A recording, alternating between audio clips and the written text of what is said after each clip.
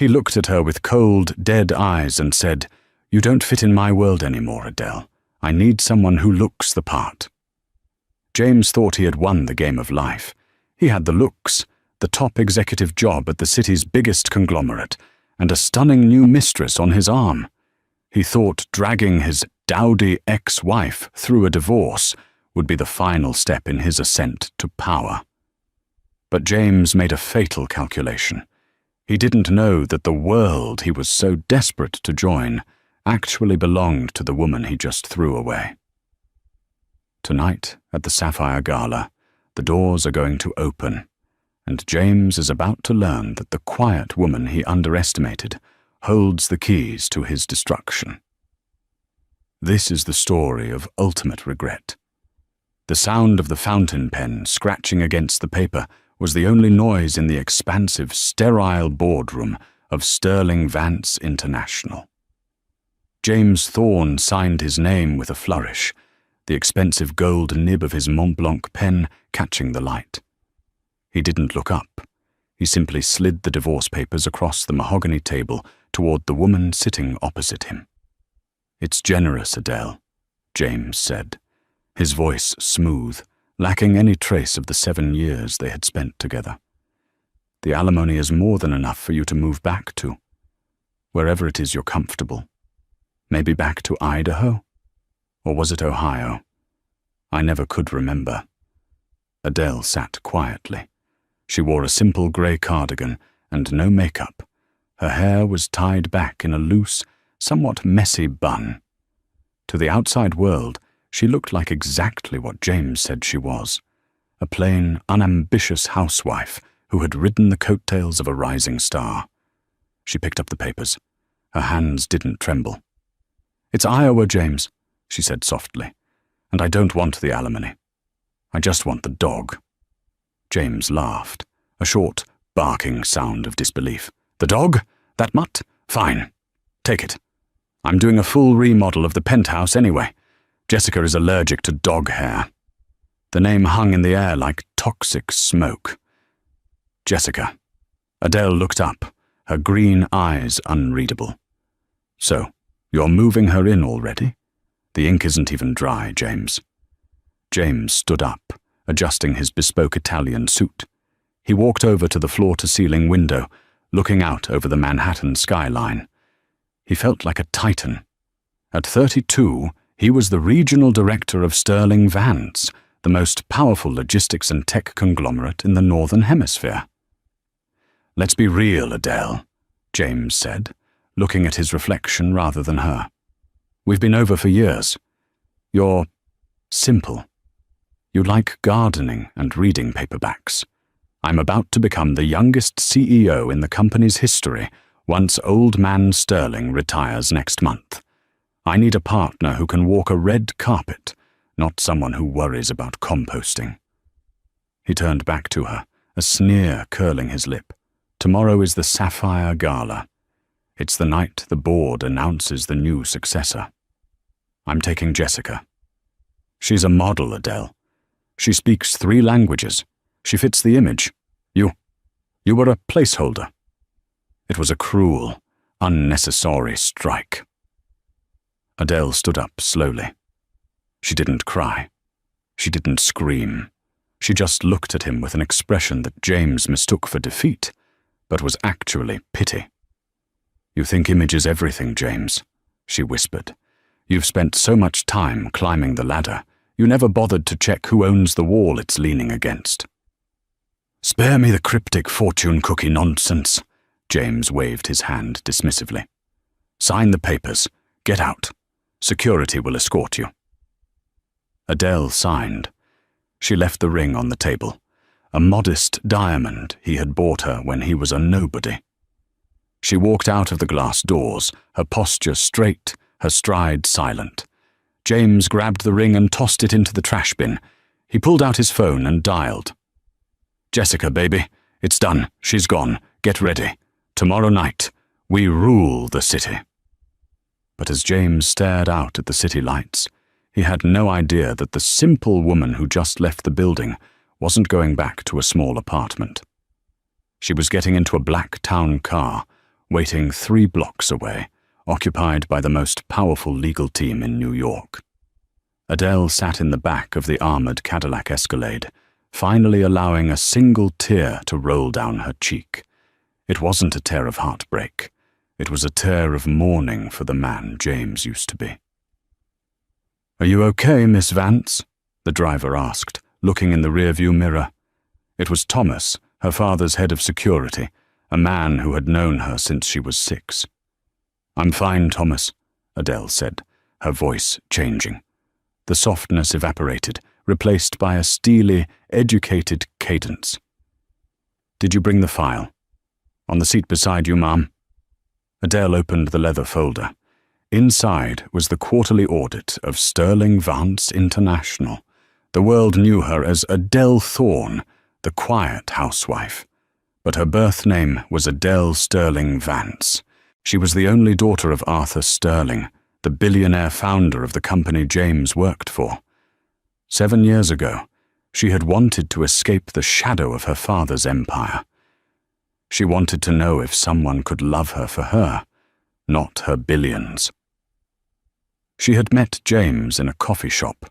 He was struggling, ambitious, and seemingly kind. She had used her mother's maiden name, Vance, and pretended to be a freelance editor. She had fallen in love. She had married him. And from the shadows, she had paved his road to success. Every promotion James got, Adele had whispered to her father to look at his file. Every major deal James closed.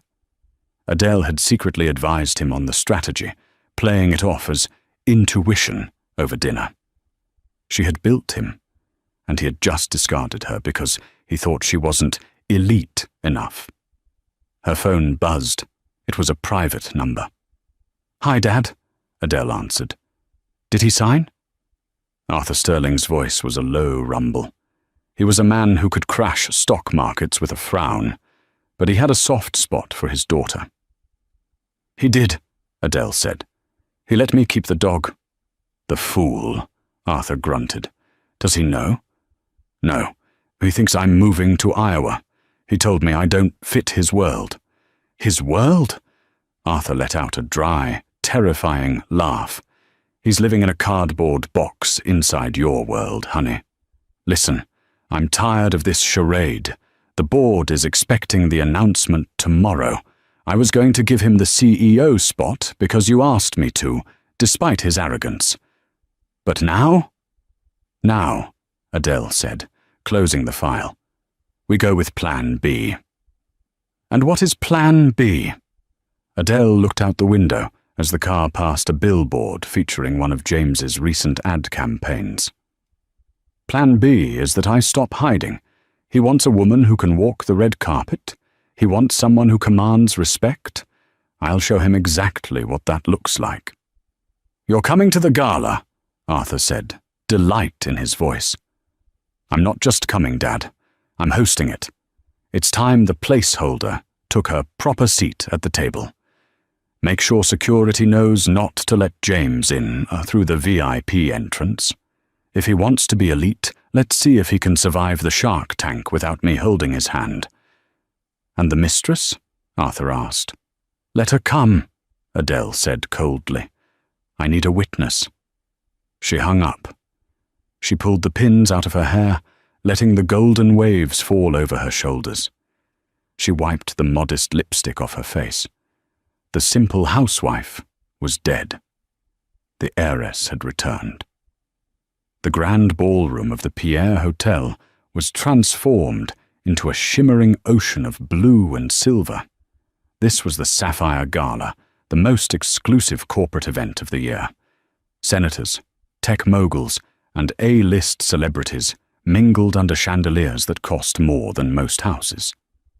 At 7:30 p.m., a sleek red Ferrari pulled up to the valet. James stepped out, looking every bit the movie star.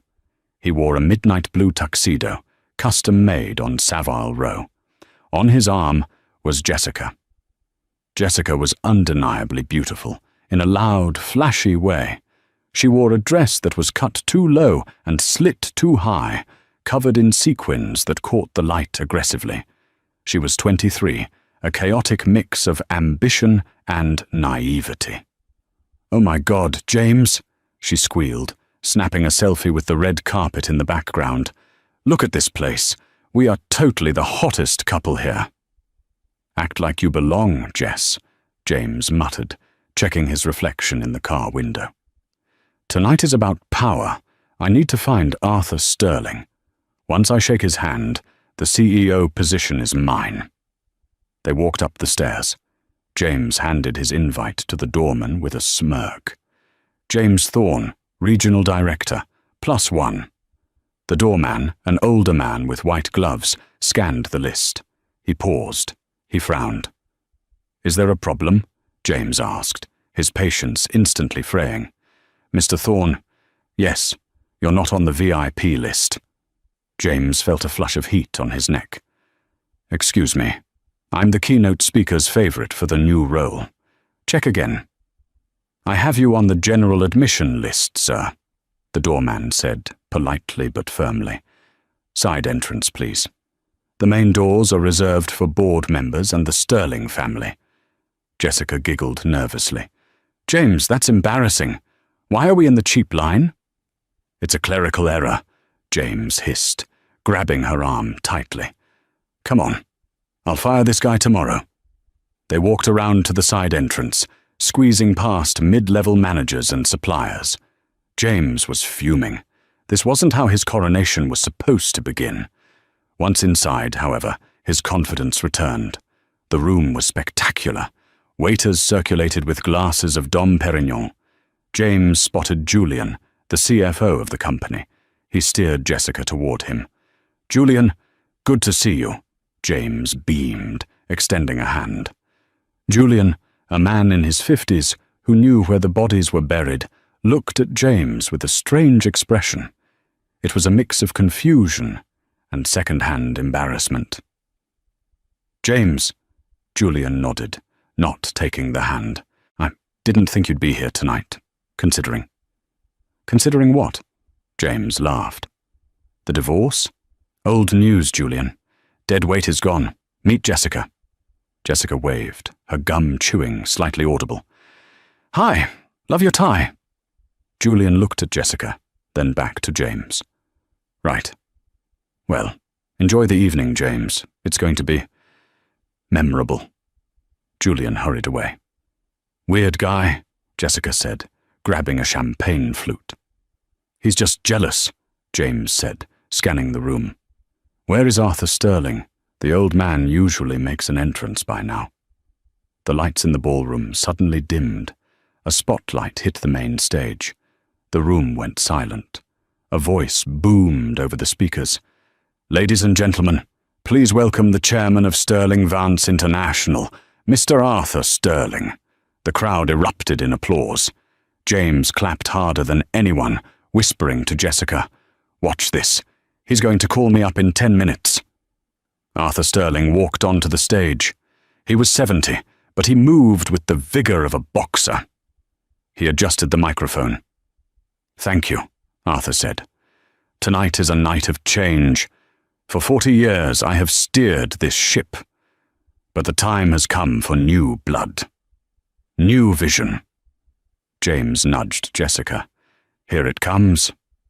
"But before I announce the new CAO," Arthur continued, his eyes scanning the crowd, landing briefly on the back corner where James stood, "I want to introduce you to the person who has actually been running the strategy of this company from the shadows for the last 5 years. The person who designed the Asia acquisition. The person who saved us from the tech bubble crash." James frowned. He had executed the Asia acquisition, but he hadn't designed it. He remembered bringing the paperwork home and complaining about it, and Adele staying up all night fixing the numbers. "Please welcome," Arthur's voice boomed, "my daughter and the majority shareholder of Sterling Vance, Ms. Adele Sterling Vance." The double doors at the top of the grand staircase swung open. James dropped his champagne glass. It shattered on the floor, splashing onto Jessica's shoes, but he didn't notice. At the top of the stairs stood a woman. She wasn't wearing a grey cardigan. She was wearing a custom emerald green gown that hugged every curve, dripping in diamonds that made Jessica's sequins look like plastic. Her hair was a cascading waterfall of gold. Her makeup was sharp, fierce, and perfect. It was Adele, and she was looking directly at him. The silence in the ballroom was absolute, a heavy, suffocating blanket that smothered the gentle clinking of silverware and the murmur of polite conversation. Every eye was fixed on the staircase, but none were as wide or as terrified as James Thorne's. Adele descended the marble steps with the grace of a queen, returning to claim a stolen throne. The emerald silk of her gown flowed around her like liquid money, the slit in the skirt revealing legs that James had ignored for years, now accentuated by strappy diamond heels that cost more than his car. But it wasn't the dress, or the jewels, or the hair. It was her eyes. They were scanning the crowd, cool and predatory. When they locked onto James, she didn't flinch. She didn't look away in shame as she usually did when he criticized her outfit or her cooking. She held his gaze, and for the first time in his life, James felt small. He felt like an insect under a magnifying glass, about to be burned. "James!" Jessica tugged on his sleeve, her voice shrill and confused. "James, isn't that your ex-wife? The one from the cornfields?" James couldn't speak. His throat felt like it was filled with sawdust. He tried to formulate a sentence, a rational explanation, but his brain was short-circuiting. Adele? A Sterling? It's impossible. He replayed their entire marriage in his head in the span of a second. The way she never talked about her family. The way she smiled vaguely when he bragged about meeting the big boss, Arthur Sterling. The way she always urged him to sign prenuptial agreements that kept their assets separate. She wasn't protecting my money, he realized with a sick lurch of his stomach. She was protecting hers. Adele reached the bottom of the stairs. Arthur Sterling, the man James had spent 5 years trying to impress, walked over to her. He didn't shake her hand. He kissed her on the cheek and offered her his arm. The affection was genuine, warm, a stark contrast to the terrifying, icy demeanor Arthur usually showed his employees. "Ladies and gentlemen," Arthur said, his voice amplified by the microphone. "I apologize for the deception over the years. My daughter wished to make her own way in the world, to understand life without the filter of extreme wealth. She wanted to know who she could trust. And tonight, I believe she has her answer." A ripple of whispers went through the crowd. People turned to look at James. He could feel their eyes, judging, laughing, pitying. "No," James whispered. The denial was rising in him, a desperate, clawing thing. "This is a joke. It's a prank." He dropped Jessica's arm. "Stay here." "Where are you going?" Jessica hissed, grabbing his bicep. "Everyone is looking at us, James. You have champagne on your shoes." "Shut up!" James snapped, shoving her hand away. He began to push through the crowd. He had to get to the stage. He had to fix this. He was James Thorne. He was the golden boy. He could charm his way out of anything. If Adele was a Sterling, that meant he was a Sterling by marriage. Technically, the divorce papers were signed, but were they filed? Maybe he could claim duress. Maybe he could win her back right now. He elbowed past a senator and a tech billionaire. "Excuse me, coming through, family business." He reached the edge of the low stage just as Adele took the microphone from her father. She looked out at the sea of faces, her expression serene. "Thank you, Father," she said. Her voice was different, too. Gone was the soft, apologetic tone she used at home. This voice was trained, resonant, commanding. "It is a pleasure to finally introduce myself properly. For 7 years I have lived among you as Adele Thorne. I have watched how this company operates from the ground floor up. I have seen who works for the good of the firm and who works only for the good of their own ego. James scrambled up the side steps of the stage. A security guard moved to intercept him, but Adele held up a hand. "It's all right, Thomas," she said into the mic. "Let him come." James stumbled onto center stage, the bright lights blinding him. He looked deranged next to her perfection, sweaty, red-faced, with wine stains on his shoes. "Adele!" he panted, forcing a smile that looked more like a rictus of terror. He reached for her hand, but she took a smooth step back. "James," she said, her voice amplified through the ballroom, "you're interrupting my speech." "Baby, please," James said, lowering his voice, trying to create an intimate bubble in front of 500 people. "What is this? Why didn't you tell me? We're husband and wife. We're a team. I didn't mean what I said yesterday. The stress of the promotion. You know how I get." Adele looked at him with an expression of mild curiosity, as if he were a particularly interesting bacteria in a petri dish. She didn't turn the microphone away. Every word was being broadcast. "You didn't mean it?" Adele asked, raising an eyebrow. "You didn't mean that I was plain? That I was a placeholder? That I didn't fit in your world?" The crowd gasped. A few nervous chuckles rippled through the room. "I was angry," James pleaded, sweating profusely now. "Adele, look at us. Think about what we can do. You're a sterling. I'm the regional director. Together we can rule this city. I love you, Adele. You know I love you." "You love me?" Adele repeated. She turned to the audience. "He says he loves me." Then she pointed a manicured finger toward the back of the room, directly at the red-faced girl in the sequined dress standing by the buffet. "Then who is Jessica?" The spotlight swung violently across the room, landing on Jessica. She froze, a shrimp canapé halfway to her mouth. She looked like a deer in headlights. "That's," James stammered. She's an intern. I was mentoring her." "Mentoring her?" Adele laughed, and it was a cold, sharp sound. "James, you moved her into our penthouse 3 hours ago. You threw my dog's bed in the trash to make room for her yoga mat." The crowd erupted. Laughter, shock, booing. It was a coliseum, and James was the gladiator with no sword. "Adele, let's talk about this in private," James hissed, his charm failing, his anger surfacing. "You're embarrassing me. You're embarrassing the company." "I am the company, James," she said, her voice dropping an octave, becoming deadly serious. "And you are trespassing." James stiffened. "I work here. I am the top executive in this room." "Are you?" Adele turned to her father. "Dad, did we sign the Q4 personnel restructuring forms?" Arthur Sterling stepped forward, pulling a document from his tuxedo jacket pocket.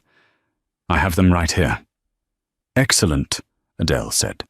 She looked back at James. "You see, James, tonight isn't just a gala.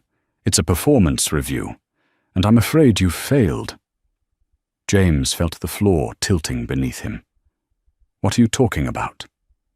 "You think you earned your success," Adele said, stepping closer to him, her heels clicking on the stage. "But let's look at the record. The logistics deal of 2023. You wanted to buy the fleet. I told you to lease the shipping containers. You saved $40 million because I did the math while you were playing golf." James's face went pale. "That's private spousal conversation." "The merger with Omnicorp?" Adele continued, relentless. "You wanted to settle for 12%. I told you to hold out for 18% because I knew, from my father, that they were desperate. I wrote your negotiation script, James. I typed it out for you while you were tired and watching football." "Stop it," James whispered. "Every major success you have had in the last 5 years was me," Adele announced to the room. I was the architect. You were just the face. And frankly, the face has become tired. She turned to the crowd, raising her voice. There is a rumor that tonight a new CEO would be announced. That rumor is true. James puffed out his chest. Despite everything, a tiny, delusional part of him thought, maybe she'll still give it to me, to keep me close. She needs me.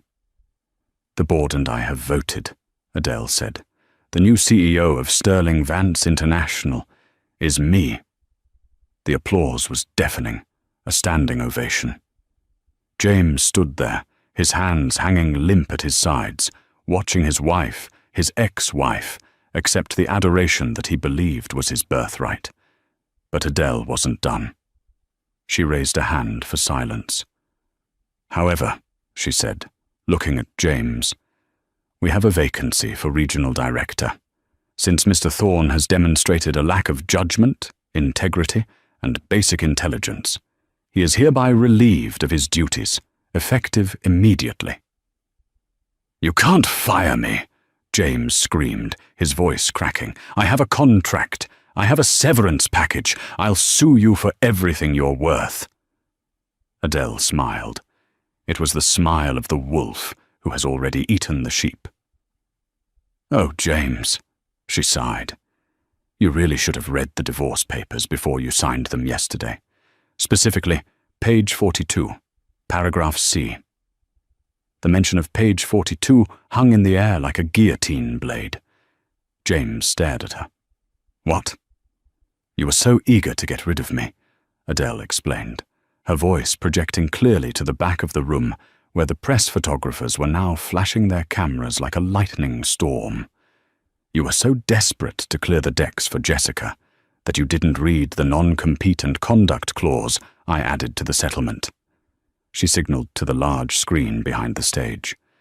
The tech team, clearly prepped for this moment, projected a PDF of the document James had signed less than 24 hours ago. There was his signature, sloppy, arrogant, rushed. Let me read it for you, Adele said, turning to look at the screen. In the event that the signatory, James Thorne, engages in acts of public infidelity or conduct detrimental to the reputation of the Sterling family prior to the finalization of the decree, all severance, stock options, and bonuses are forfeited. Furthermore, the signatory acknowledges that any intellectual property or business strategies developed during the marriage remain the sole property of the spouse, Adele Sterling Vance. The room went silent. You signed away your stocks, James, Adele said softly. You signed away your bonus. You even signed away the rights to the projects you claimed were yours. You have nothing. You leave this company with exactly what you brought into this marriage, your ego, and a cheap suit. James felt his knees give way. He actually staggered. This is entrapment. It's business, Adele corrected him. You always said business was about survival of the fittest. You just didn't realize you were the prey. She turned to the security guards. Thomas, please escort Mr. Thorne off the premises and take his company phone and car keys. Those are Sterling Vance property. Thomas, the burly driver who had comforted Adele earlier that day, stepped onto the stage. He didn't look like a driver anymore. He looked like an enforcer. He grabbed James by the arm, not gently. Let go of me, James shouted, thrashing. I'm a VIP. I'm the director. Move, Mr. Thorne, Thomas grunted, dragging him toward the stairs. As James was hauled down the steps, stumbling and nearly falling, he looked frantically into the crowd for an ally. He saw Julian, the CFO. Julian, do something. Tell them how much money I made for this company. Julian took a sip of his champagne and deliberately turned his back on James, striking up a conversation with a potted plant. James scanned the room for Jessica. Jessica will stand by me, he thought desperately. She loves me. We have a connection. He spotted her near the exit. She was frantically typing on her phone. As James was dragged closer, she looked up. "Jess!" James yelled. "Jess, call a lawyer! Get the car!" Jessica looked at James, sweaty, disgraced, fired, and broke. Then she looked up at Adele on the stage, powerful, rich, and triumphant. Jessica put her phone in her purse. She didn't step forward. She stepped back. "I don't think so, James," she said, loud enough for the nearby crowd to hear. "You told me you were the CEO. You told me she was crazy. I don't date liars or losers." She turned on her heel and walked out the door, the sequins on her dress flashing like a warning sign. "Jessica!" James screamed. The humiliation was total. The security guards didn't drag him out the side door this time. They marched him right down the center aisle, past the rows of people he had sneered at for years.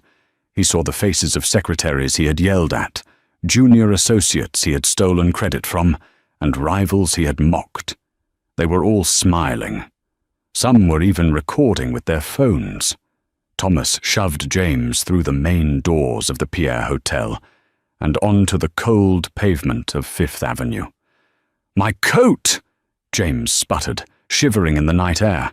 "I left my coat at the coat check." "Consider it a donation to the foundation," Thomas said, standing in the doorway like a bouncer at the gates of heaven. "And Mr. Thorne?" James looked up, tears of rage and shock stinging his eyes. "If you ever come near Miss Adele or the Sterling building again," Thomas said, his voice dropping to a gravelly whisper, "I won't be calling the police. I'll be handling it personally. Do you understand?" James nodded, terrified. Thomas reached into his pocket. He pulled out a small, crumpled object and tossed it at James. It landed in a puddle at his feet.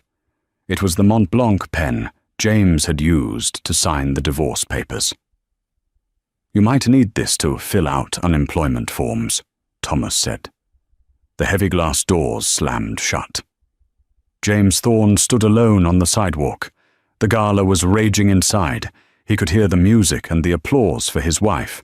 His Ferrari was parked with the valet, but he realized with a sinking heart that he didn't have the ticket, or the keys, or the money to pay the valet. He had nothing.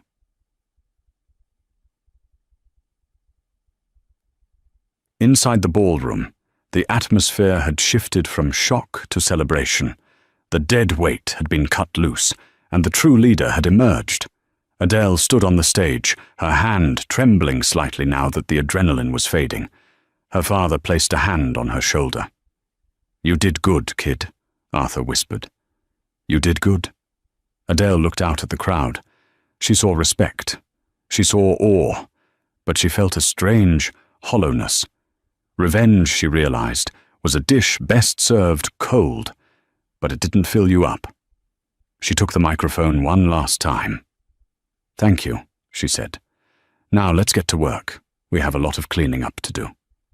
As the band struck up a jazz number and the waiters began serving the main course, Adele walked off the stage. She needed air. She needed a moment to breathe before the board members descended on her. She walked toward the balcony doors, signaling to Thomas that she wanted to be alone. He nodded and stood guard at the entrance. Adele stepped out onto the stone balcony overlooking Central Park. The city lights twinkled like fallen stars. She took a deep breath of the cool air, closing her eyes. It was over. The lie was over. James was gone. "Quite a show, Mrs. Thorne. Or should I say, Ms. Sterling." The voice came from the shadows of the balcony corner. It was deep, smooth, and laced with a dangerous kind of amusement. Adele spun around, her hand instinctively going to her throat. She hadn't realized anyone else was out here. A man stepped into the light. He was tall, taller than James, with broad shoulders that strained against a tuxedo that was blacker than the night. He had dark hair, a sharp jawline, covered in a day's worth of stubble, and eyes that were the color of steel. He held a lit cigarette in one hand, though he didn't seem to be smoking it. Adele recognized him instantly, and her blood ran cold. It was Gabriel the Wolf Moretti. If James was a corporate shark, Gabriel was the Leviathan. He was the head of the Moretti Syndicate, a family that ran the construction unions, the shipping docks, and half the politicians in New York. He was a man her father had strictly forbidden her to ever do business with. He was dangerous, he was lethal, and he was currently smiling at her. "Mr. Moretti," Adele said, her voice steady despite her heart hammering against her ribs. "This is a private party. I don't believe you were on the guest list." "I don't do lists, Bella," Gabriel said, taking a slow step toward her. He tossed the cigarette over the balcony rail. "I came to see the coronation, and I must say, watching you dissect that poor excuse for a man was the most entertaining thing I've seen in a decade." "What do you want?" Adele asked, backing up until her waist hit the stone railing. Gabriel stopped. He was close enough that she could smell him. Expensive scotch, tobacco, and gunpowder. "I want to make a deal," Gabriel said. "We don't do business with criminals," Adele shot back. Gabriel laughed. "Everyone is a criminal, Adele. Some of us just have better tailors. Besides, with your ex-husband gone, you have a vacancy in your logistics department, and I control the docks. You need me." "I don't need anyone," Adele said defiantly. Gabriel leaned in, his face inches from hers. His eyes dropped to her lips, then back to her eyes. "You needed a husband who could see you," Gabriel whispered. "James was blind. But I see you, Adele. I saw the fire in you tonight. And I think you and I could burn this whole city down together." Adele felt a flush of heat that had nothing to do with anger. This was dangerous. This was wrong. This was exactly the kind of trouble she should run from. But as she looked into the predator's eyes, she realized something terrifying. She didn't want to run. The air on the balcony seemed to vibrate with tension. Adele stared at Gabriel Moretti, her heart hammering against her ribs like a trapped bird. Logic screamed at her to run. This man was a predator, a kingpin whose name was whispered in fear across the 5 boroughs. But instinct, a dark, dormant instinct that had awakened the moment she humiliated James, told her to stay. "You're proposing an alliance," Adele said, her voice steady, though her hands gripped the cold stone railing behind her. "Sterling Vance operates in the light, Mr. Moretti. You operate in the shadows. Oil and water don't mix." Gabriel took a step closer, invading her personal space with deliberate arrogance. He smelled of danger and expensive cologne. "The shipping industry isn't oil and water, Adele. It's blood and money. You know this. Your father knew this. Why do you think your trucks never get hijacked? Why do you think your containers never sit in customs for weeks?" Adele's eyes widened.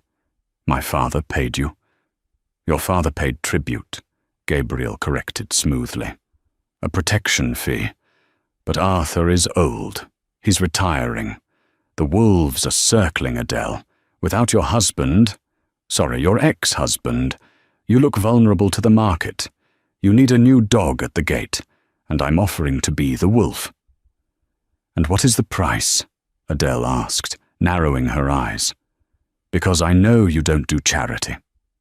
Gabriel smiled, a slow, predatory grin that made her knees weak.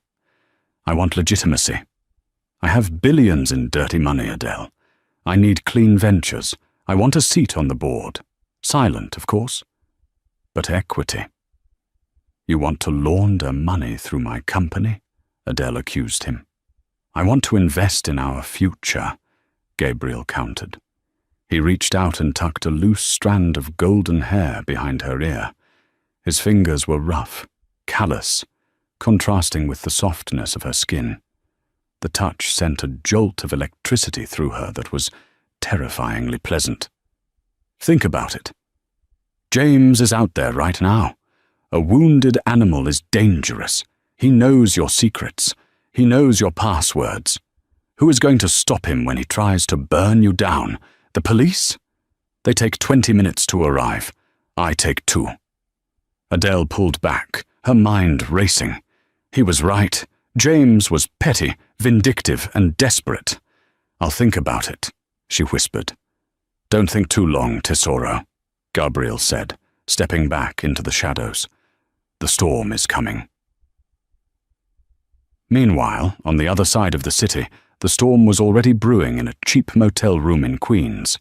James Thorne sat on the edge of a stained mattress, staring at the wall. He had sold his watch, a Patek Philippe given to him by Arthur Sterling, to a pawn shop for a fraction of its value just to pay for the room and a bottle of cheap whiskey. He took a swig, the liquid burning his throat. The humiliation of the gala played on a loop in his mind. The laughter, the way Jessica had looked at him, the way Thomas had thrown him into the street. They think they can erase me, James muttered, his eyes bloodshot and manic. They think I'm just a placeholder. He reached into his pocket. He didn't have his company phone, but he had a burner phone he used for extracurricular activities. And more importantly, he had his memory. James had been the regional director for 5 years. He didn't know the strategy, but he knew the codes. He knew where the servers were located. He knew the dirty laundry, the offshore accounts, the tax loopholes, the sensitive client lists. He dialed a number. Silas Grant speaking, a voice answered. Silas Grant was the CEO of Omnicorp, Sterling Vance's biggest rival. He was a ruthless corporate raider who had been trying to destroy the Sterling Empire for decades.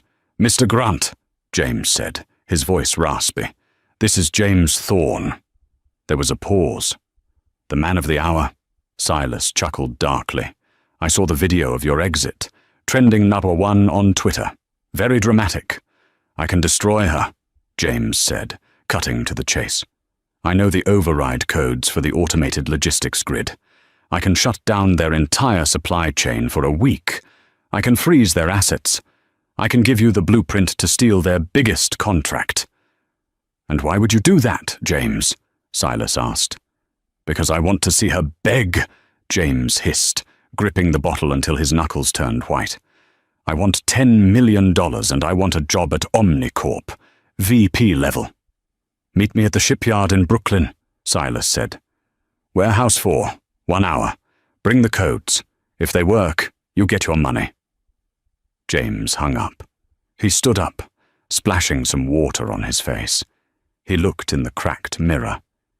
He didn't see a loser. He saw a man about to get even. 1 hour later, Adele was sitting in her father's office at the headquarters, staring at the city skyline. The gala was over. The guests had gone home. But she couldn't sleep. Her phone rang.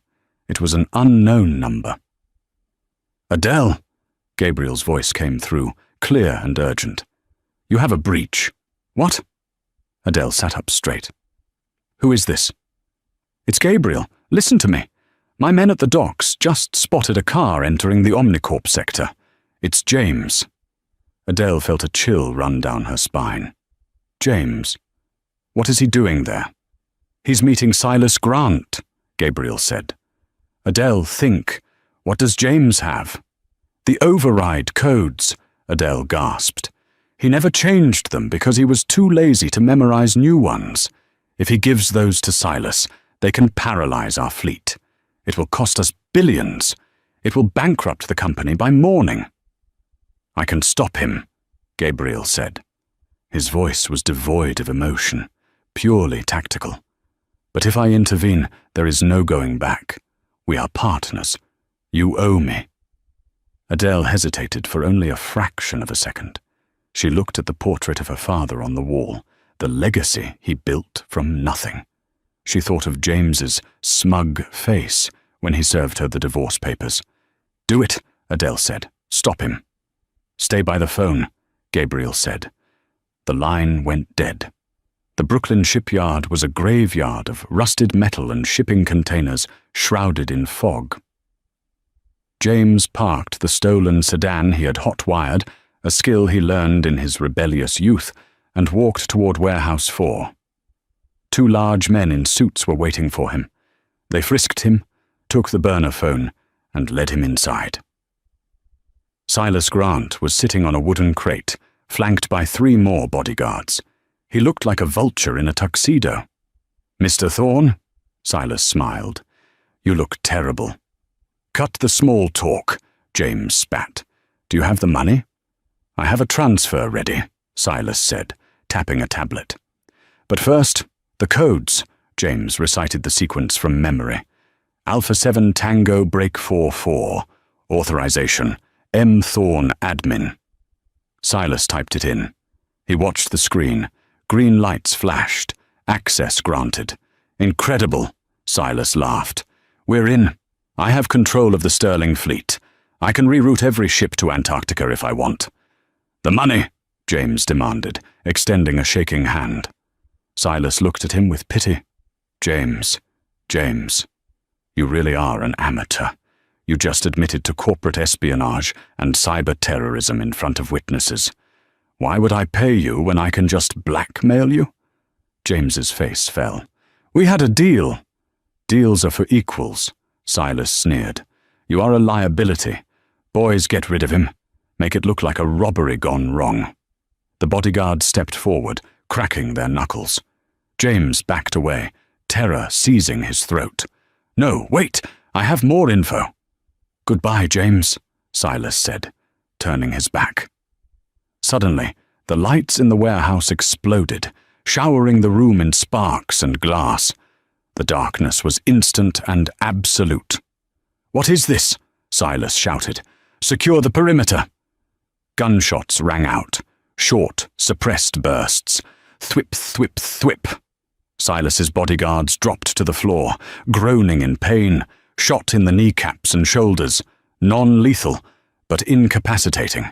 A figure emerged from the smoke, illuminated by the headlights of the car outside. It was Gabriel Moretti. He held a suppressed pistol in one hand, relaxed at his side. Behind him stood 6 of his enforcers, armed with assault rifles. "Silas," Gabriel said, his voice echoing in the cavernous space, "you're playing with my toys." Silas froze. He knew who Gabriel was. Everyone knew. "Moretti, this has nothing to do with you." "It has everything to do with me," Gabriel said, walking forward. He kicked the tablet out of Silas's hand and crushed it under his boot. "You see, Sterling Vance is under my protection now." Gabriel turned his gaze to James, who was cowering behind a stack of pallets. "And you?" Gabriel said softly. "The ex-husband." Gabriel signaled to his men. They grabbed James and dragged him into the center of the room. James was sobbing now, a mess of tears and snot. "Please," James begged. "I didn't mean it. I'll leave town. I'll disappear." Gabriel holstered his gun. He pulled out a phone and put it on speaker. "He's secured, Donna," Gabriel said. Adele's voice filled the warehouse. "Is he hurt?" "Only his pride," Gabriel said, "and his pants are a bit wet." James looked at the phone. Adele, thank God. Save me. These people are crazy. Silas tried to kill me." "I heard, James." Adele's voice was cold, harder than diamond. "I've been listening for 10 minutes. "What?" James blinked. "The burner phone you used," Adele said. "Did you really think I didn't know about it? I bought that phone for you 2 years ago for your fishing trips. It has a tracker and a listening device. I knew you were going to Silas before you even left the motel." James slumped. She was always 10 steps ahead. "Gabriel," Adele said, "let Silas go. He knows the rules. If he tries this again, I'll buy his company and strip it for parts." "Agreed," Gabriel said. He nodded to Silas, who scrambled out of the warehouse without a backward glance. "And James?" Gabriel asked. There was a long silence on the line. James held his breath. "Bring him to the Gala hall," Adele said. "There is one last thing he needs to see." 30 minutes later, James was thrown through the doors of the empty Pierre Hotel ballroom. The cleaning crew was gone. The room was dark, save for one spotlight on the stage. Adele was sitting on a chair in the center of the stage. Gabriel stood behind her, a silent sentinel. But there was someone else there. Standing next to Adele, holding a tablet and looking completely composed, was Jessica. James rubbed his eyes. "Jess? What are you doing here? Get away from her." Jessica looked at him, her face devoid of the ditzy expression she had worn for months. She pushed her glasses up her nose, glasses James had never seen her wear. "Hello, James," Jessica said. Her voice was articulate, sharp, professional. "Or should I refer to you as Subject 402? "Subject what?" James stammered. "Jessica isn't a model, James," Adele said, standing up. She walked to the edge of the stage. "Jessica is a senior forensic accountant and private investigator from London. I hired her 6 months ago." James felt the room spin. "You hired her?" "I suspected you were stealing from the company," Adele explained. "But I needed proof, and I needed to know if your incompetence was deliberate or just natural stupidity. So Jessica went undercover." Jessica stepped forward. "It was quite a difficult role, James. Pretending to be interested in your stories about high school football was the hardest job of my career. But you made it easy. You bragged about the offshore accounts in your sleep. You showed me the hidden ledgers on your laptop to impress me." "It was a honeypot," James whispered, the realization crushing him. "The whole affair, it was a setup." "The affair was your choice, James," Adele said. "Jessica just gave you the opportunity. You dug your own grave. She just handed you the shovel." Adele threw a folder onto the floor in front of him. "That file contains evidence of embezzlement, corporate espionage, and fraud, enough to put you in federal prison for 20 years. James fell to his knees. "Adele, please, I'm family." "No," Adele said. "You were a mistake." She looked at Gabriel. "Give him the choice." Gabriel stepped forward, towering over James. He held out 2 items. In his left hand, a one-way plane ticket to a remote island in Southeast Asia. In his right hand, the phone with the police on speed dial. "Option A," Gabriel rumbled. "You leave tonight. You never return to the US. You never speak the name Sterling or Vance again. You live in a hut and fish for your dinner." "Option B," Adele finished. "We give the file to the FBI. You go to prison. And trust me, James, in prison, you won't be the boss. You'll be the placeholder for someone much worse than me." James looked at the ticket, then at the phone. He looked at the woman he had underestimated, the mistress who had played him, and the mob boss who was now the power behind the throne. He grabbed the ticket. "Good choice," Gabriel said. James stood up, broken. He walked toward the door. Before he left, he turned back one last time. "Who are you really, Adele?" he asked, his voice trembling. Adele stood next to Gabriel. The mob boss placed a protective hand on her waist. She didn't pull away.